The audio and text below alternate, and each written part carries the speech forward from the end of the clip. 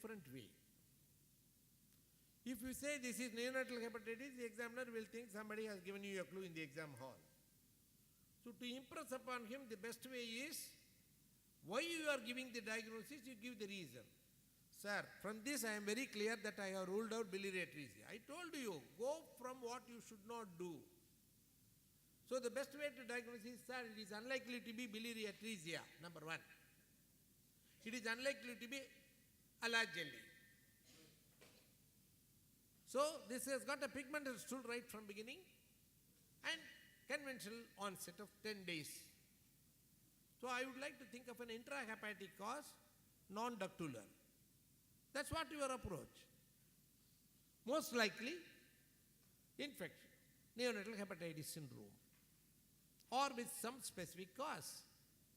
So I have been repeatedly telling, always approach what you are not thinking first. Then go to the think so that you will narrow down the differential diagnosis. That will be much more easier. Right.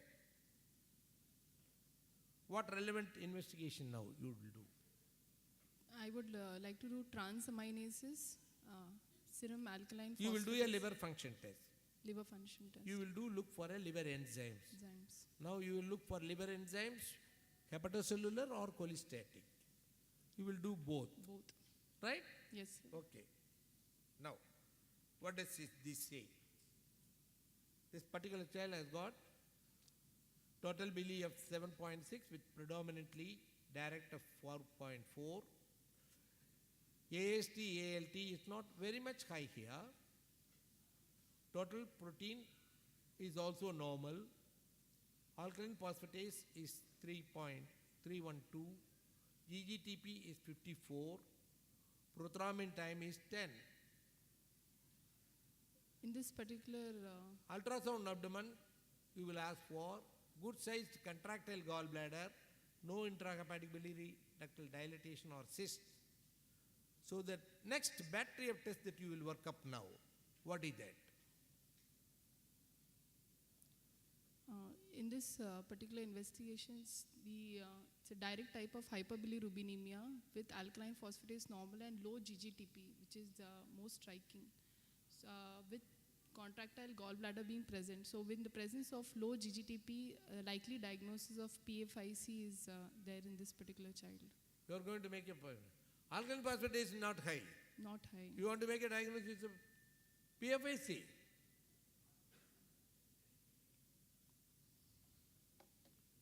The enzymes are fairly normal. There is a mild conjugated hyperbilirubinemia and the prothrombin time synthetic functions are normal. So you are now safe. Why? The child never gone in for a decompensation. Agreed? So, ultrasound also shows a good gallbladder. There is something going beyond that. So, unlikely to be biliary atresia, unlikely to be alagely, unlikely to be obstructive jaundice. Now, significant liver damage is also not there. What can be in between?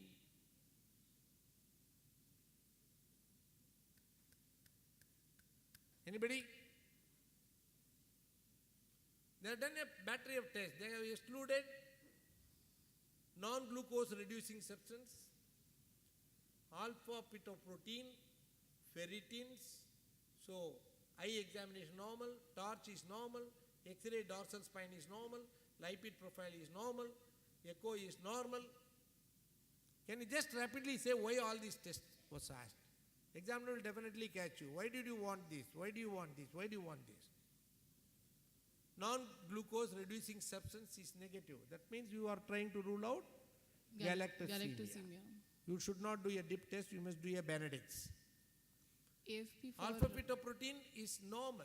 You are ruling out tyrosinemia. Ferritin is normal. Hemochromatosis. Eye examination is normal. Cataract and other Niemann-Pick's, so many things. Then torch, VDRL negative. Yes, that itself tells you. X-ray dorsal spine is normal.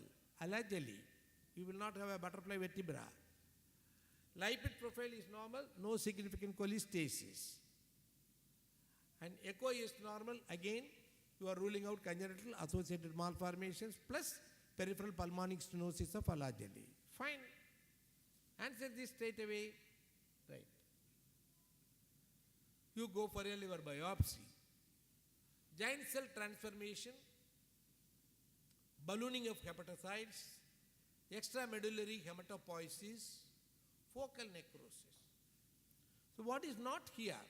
Ductular proliferation is not there. Significant fibrosis is not there. It's a diffuse pathology. What you see is giant cell transformation with ballooning of hepatocyte and extramedullary hematopoiesis. What from this, if you are asked, what will you see in the clinical examination? Sometimes extramedullary hematopoiesis may be associated with dermal erythropoiesis. Then you look for what is called blueberry muffins. That's what you look for. So this is classical of idiopathic neonatal hepatitis. The mother is going to ask you, sir, you have made a diagnosis, my child is sick. What's the prognosis? Will my child be all right? Nalaid ma, that is the question they are going to ask you. What's your answer? Generally, idiopathic neonatal hepatitis have a good prognosis. Good? Good, better prognosis. Better? Good? You are not very definite? Good prognosis. Good? Anybody? Why are you not little more considerate? Excellent. That should be your answer. Mother ke sol nallaido. That is what I expect you to say. There's no process better and good and those things. So most of the cases of idiopathic neonatal hepatitis are self-limiting and they become all right by how many days? Yappa nalla one. That's going to be their next. When my child is going to be all right? That's the question. By 1 year of age? By 1 year. You can celebrate your child's birthday, more or less, normal, give. Celebrate not only the first year, but also the disease clearance. Agreed? Easy to remember. By 1 year, they become all right. Right. Right. This is another child.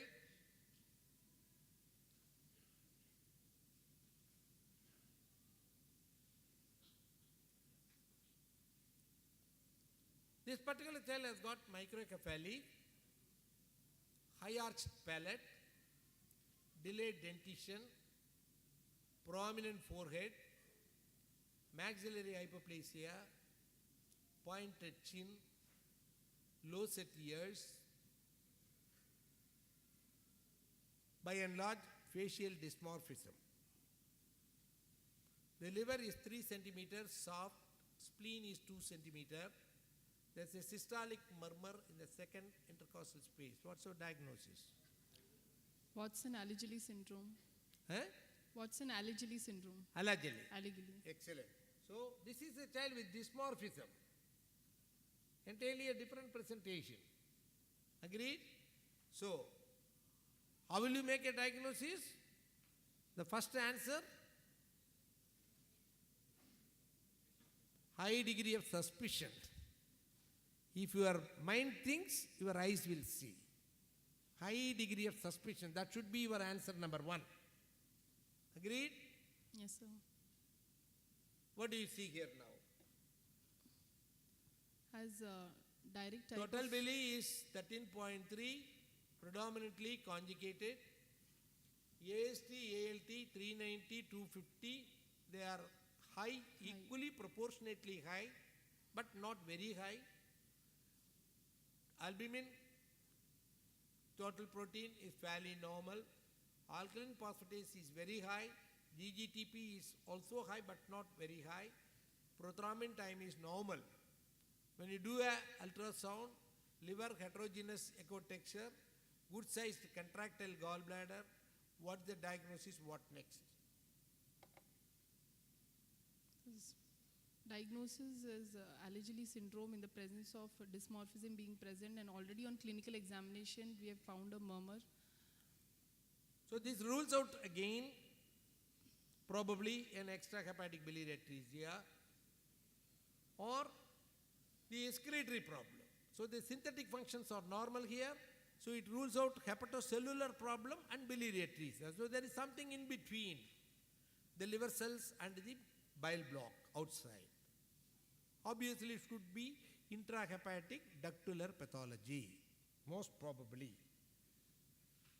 Now investigation wise, again non-glucose reducing substance is negative, alpha fetoprotein ferritin is normal, torch negative, eye examination nothing, no posterior embryotoxin, and X-ray dorsal spine, notched vertebra. That gives you a clue. Notched vertebra or butterfly vertebra, particularly dorsal spine. Lipid profile is on the higher side, and echo shows peripheral pulmonic stenosis. You can have peripheral pulmonic stenosis or you can have VSD, anything. So liver biopsy confirms. What does it show? 1 bile duct out of 9 portal tract. It should be more than 0.5. So that is the one which we were able to see. 1 bile duct out of 9 portal tract. The pathologist is not going to see only one portion. He is going to screen everything, monitoring the entire liver biopsy slide, more than one slide, and try to pick out this area. Right? So that shows 1 bile duct out of 9 bile ducts. So the diagnosis is paucity of interlobular bile ducts. So what's the diagnosis now? It is confirming ductal paucity, right? Intrahepatic biliary. So this particular child has got syndrome. So this is syndromic ductal paucity. The child cannot have ductal paucity without syndrome. There are only 2 subtypes. The examiner may ask you. One is syndromic, another is non-syndromic.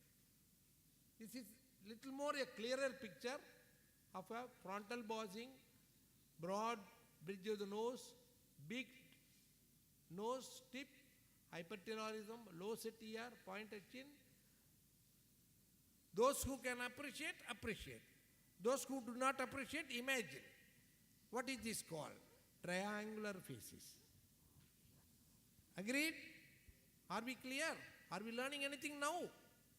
So, high degree of suspicion. So, you must make inspection diagnosis of neonatal cholestatic syndrome as allegedly by look. Then you work up, you will be invariably right. Agreed? Now, what do you see there? This is posterior embryotoxon. Posterior embryotoxon is nothing but thickening of Schwann's membrane. Thickening of Schwann's membrane is called, see, don't go and suddenly say this is KF ring. Then you see the butterfly vertebrae. Over. Final diagnosis, syndromic paucity of interlobular bile duct. The child has got pruritus. Later, they can manifest at any age. You have to give rifampicin or Woodcock and cholestatic. Liver function tests are normal, but pruritus is difficult to control. Probably this has to be taken up for biliary bypass or sometimes transplant. This is the last case I thought I will share with you because Srinivasan is restless. Professor Srinivasan. Jaundice from 3rd month of life, the last case, 5 minutes, sir. Exactly 5 minutes. Jaundice from 3rd month of life, intermittently pale and pigmented stool, pruritus 15 days. So, the differential diagnosis, paucity of interlobular bile duct, PFIC, alpha-1 antitrypsin, etc. Poor weight gain, normal. Family history, SIP death, jaundice, pruritus, diarrhea at 6 months of age and death at 5 years. Cholestasis of pregnancy in the mother, history is there. On examination, icterus, scratching with marks, liver 3 centimeters, soft, spleen and not palpable. What the diagnosis? How will you confirm the diagnosis? In the presence of jaundice from 3rd month of life and the stool being intermittently pale and pigmented, with history of pruritus and family history of sibling death, with icterus and scratching being prominent in this child, hepatomegaly. In this Come to the diagnosis because he is restless. diagnosis, probably PFIC is PFIC, sir. Yeah, she is thinking progressive intrahepatic cholestasis as the diagnosis in view of ruling out so many other conditions and giving credits for all the symptoms. So, this history of cholestasis of pregnancy in the mother will be an added feature in these people. Now, what do we see there? Total 7.6, 5.3 dominating, conjugated. ALT, AST again is not of much value. Synthetic fractionless albumin is not helpful. Alkaline phosphatase is 630, very high, and GGTP is very, very low. Prothrombin time is normal. Ultrasound does not give you any clue, and all your biochemical pictures or not, lab picture is not going to give you any clue. Liver biopsy shows 2 bile duct out of 20 and positive interlobular bile ducts, intracellular cholestasis. That was the report that they were given here also. Agreed? So it's always closely mimicking whether it is intrahepatic ductal adiposity, this is non-syndromic versus the Syndrome. PFIC. But now what's going on? Now the diagnosis could be made because family history of Sibling death is there. pregnancy cholestasis is there. That's one point which I would like you to go ahead. History of SIB death is always there in these people. That again proves it's a genetic disorder. And this itching is predominant in this child right from beginning. So last 15 days, very severe itching. So 3 triad of PFIC is that predominant itching, cholestatic jaundice, SIB history positivity. That's what is making you to make a diagnosis of PFIC. You have type 1, type 2 or type 3. In type 1 and type 2, the alkaline phosphatase will be very high, whereas GGTP is low. In type 3, the alkaline phosphatase and GGTP will be high or GGTP will be normal. That's what you wanted to know about this. I will omit this. You just see this picture. Once you these children with these typical faces, deep jaundice, itching, callosity, as you see in pediatric practice today, the first diagnosis should be PFIC, progressive familial intrahepatic cholestasis. The last case I will just show, it's a very good case, is sick child with lot of problems, infections, edema, decompensation and hypoglycemia, etc. Child has seizures, jaundice pigmented from day 10 of life, uneventful pregnancy and stormy neonatal course, and the child has just recovered. If we just go through the direct biliary is only 8, whereas unconjugated is on the higher side. Prothrombin time is not correctable. It is beyond the normal limit of at least 3-fold raised. Alkaline phosphatase, GGTPs are within normal nearly. CRP is positive in this child. Platelets are only 80,000 and total count is 7,900. What's the likelihood? Unconjugated bili with recurrent respiratory infection or some infections. What will you think of? Galactosemia, and galactosemia. A child with galactosemia is prone for recurrent infection. Think of that. Ultrasound is not going to be of much value in this child. What next? And they have done a Benedict's test, non-glucose reducing substance. GAL1 put is very low. That specific test that we ask for enzyme.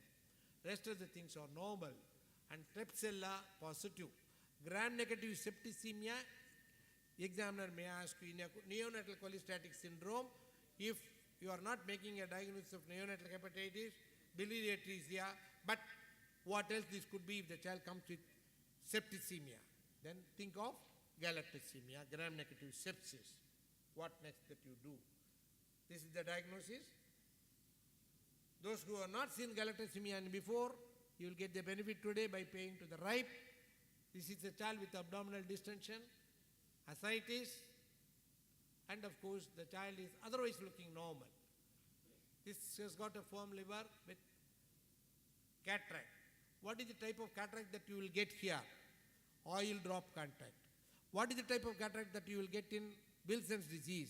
Sunflower cataract. What is the type of cataract that you will get in intrauterine infection? Classical cataract. So remember types of cataract that they may ask you.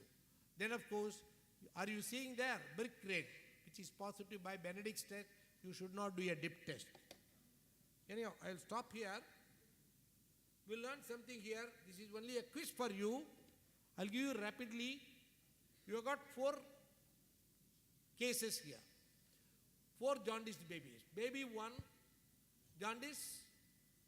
The child is day 24, has got jaundice. Direct is 0.2. AGOT normal. Albumin is normal. SAP is normal. GGTP is normal. What is the diagnosis?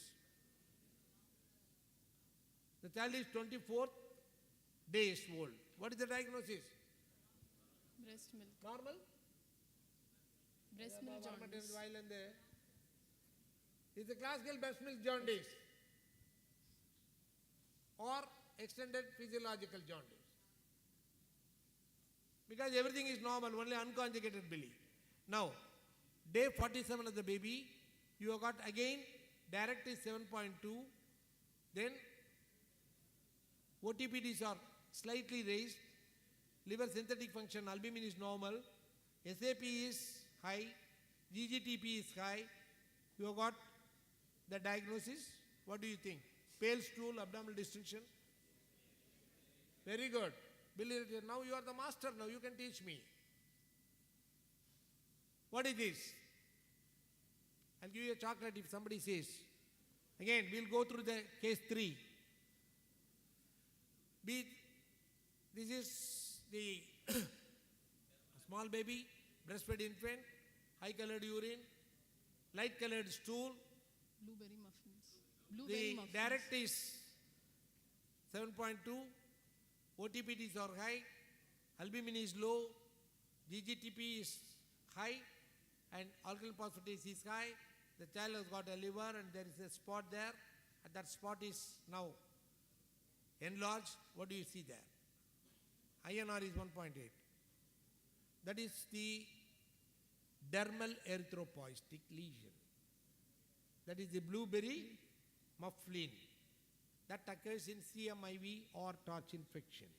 So this is a child with torch infection. The last one is baby 4, mild jaundice, firm hepatomegaly, intense pruritus. You see the conjugate is high, enzymes are 3 to 4-fold rise, synthetic function is normal, the alkaline phosphatase is high, GGTP is very low. What is the likely? Cholestatic jaundice, alkaline phosphatase high, GGTP is low. The child has got a typical faces, strong degree of suspicion. Diagnosis is PFIC. 1. Right? You have already made your diagnosis. Congratulations. Let me end here. I'm sorry. We have to close down. I already crossed 5 minutes of his valuable time. Thank you for the opportunity. We have learned something.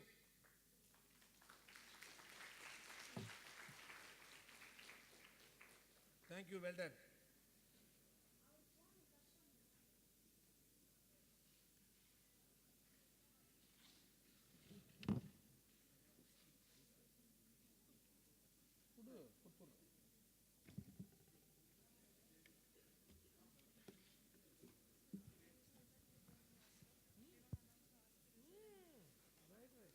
Right. Sure.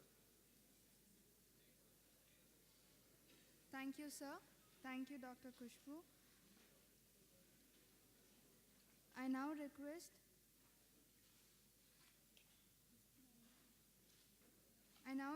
Dr. V.S. Sankar Narayanan to please give away the gift of appreciation to Dr. Kushbu.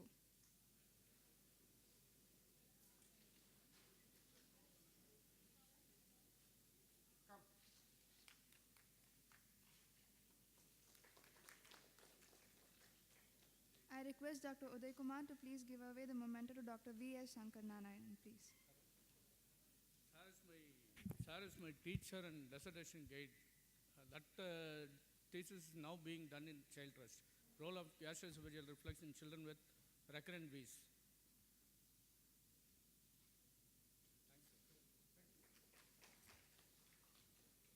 The OSCE results will be announced now and the prizes will be given away by Dr. V.S. Sankar Narayanan. ASCII winners, the third place goes to ICH. It will be signed by two postgraduates, Dr. Sarasu and Dr. Rakupati.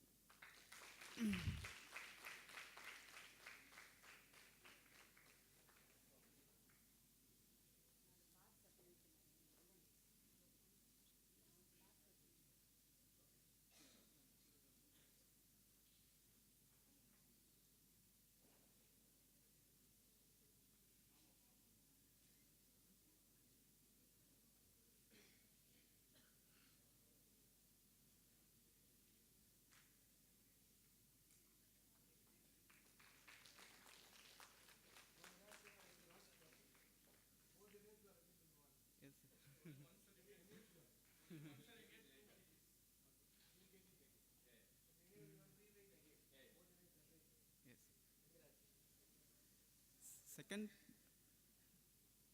Second prize goes to CMC Vellore, Dr. Pragatish, rupees 1000 cash prize.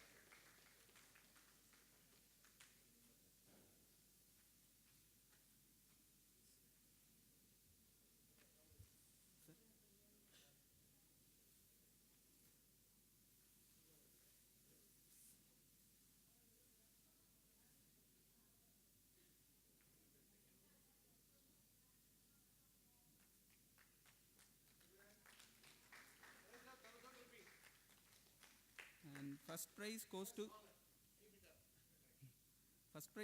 to KKCTH Dr. Maniram, rupees 3000 cash prize. Since he is not here, I request Dr. Pratyusha from Child Trust to come and collect the.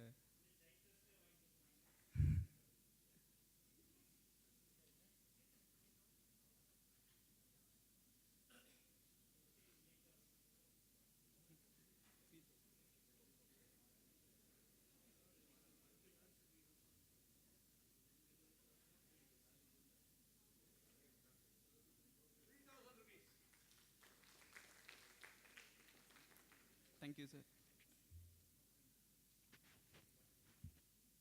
I wish that next year onwards, everybody should take more interest and be genuine, dedicate, and try to retain the first prize.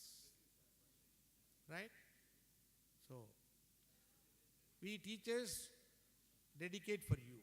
We have no other recreation. If anybody asks you, we will always say our recreation is only teaching students. I have given my number. Why? Anybody can contact us. Anybody can mail me for any doubts. Srinivasan is at disposal. Our veteran care hematologist is at your disposal. We are all with you to see that we want maximum pass. It's not simply mechanically, monotonically we do these programs and other things. It's mainly with a view that everybody should pass, everybody should take the credit. Thank you.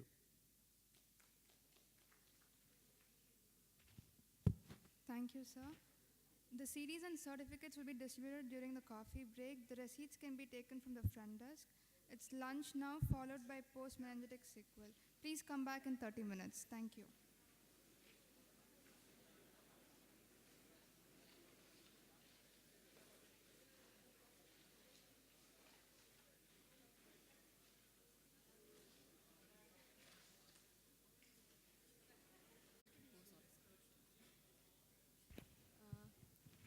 Next session is post-meningitic sequelae. Dr. Vaishnavi is presenting to Dr. Srinivasan Saragopan.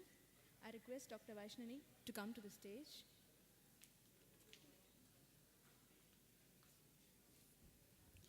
Good afternoon. I thank the organizers for giving me this opportunity. Okay, sir. Okay, sir.